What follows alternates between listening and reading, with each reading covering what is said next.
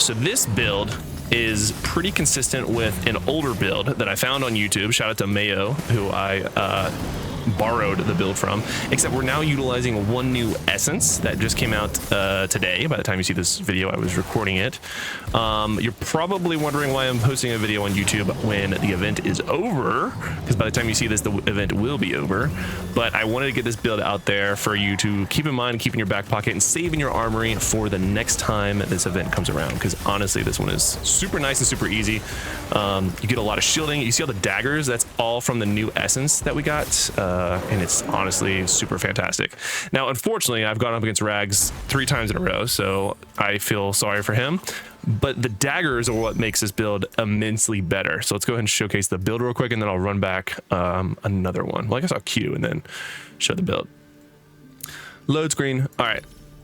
Silver 5, looking for gold 1. So 4-piece Vithus for the attack speed and the increased duration, and then a 4-piece Gloom's Guide for the dashes, the damage increase after dashing.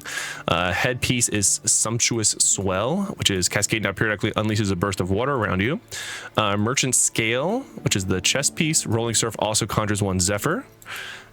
Death's Drawn is a breaker, also increases your damage for by 19% for 4 seconds. And then Flaring Lighthouse, which is breaker now causes you to dash forward, damaging enemies, and gives you a shield. Additionally, you gain an absorb shield, which is perfect for this mode.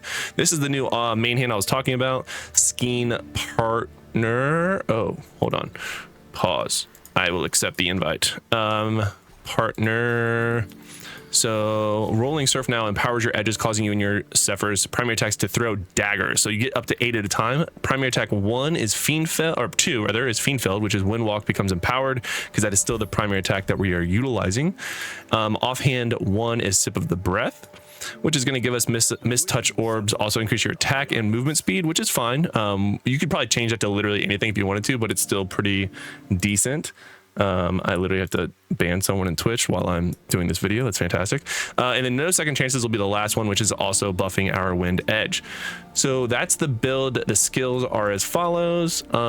We are using Rolling Surf, Breaker, Cascade, Storm Fury, Wind Edge for the main attack. And then for the Paragon, this is where it could be different from other people too. Again, new Paragon tree. I'm using the Survivor one with Stalwart, which is whenever your life drops below whatever, you have a 35% chance of increased block.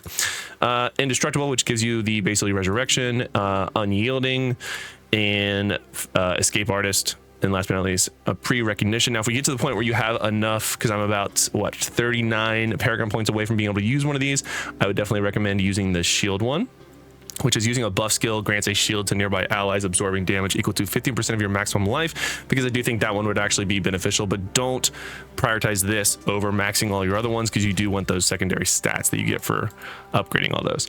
So that's the build. Honestly, it's helped pretty fantastically. Let's go to my stats. So I wasn't a monk for the beginning of this, but I have an 87.5% win rate. My longest streak is 25, and total matches is 64 with 56 wins. And I'm at silver 5 on my way to gold 1, because I want to get the new legendary gear for my Tempest before I move on to another class. So that is the build for Trials of the Horde. Again, save it for the Tempest. If you're running the Tempest, it's actually pretty fun. And it's super duper easy with the little, again, blades that you just get to throw around everywhere. And you can see that they literally hover around you when they come back. And you have 100% uptime with the Vithus. So yeah, enjoy all the blades killing literally everything for you. And that's the build. There you go. Go nuts.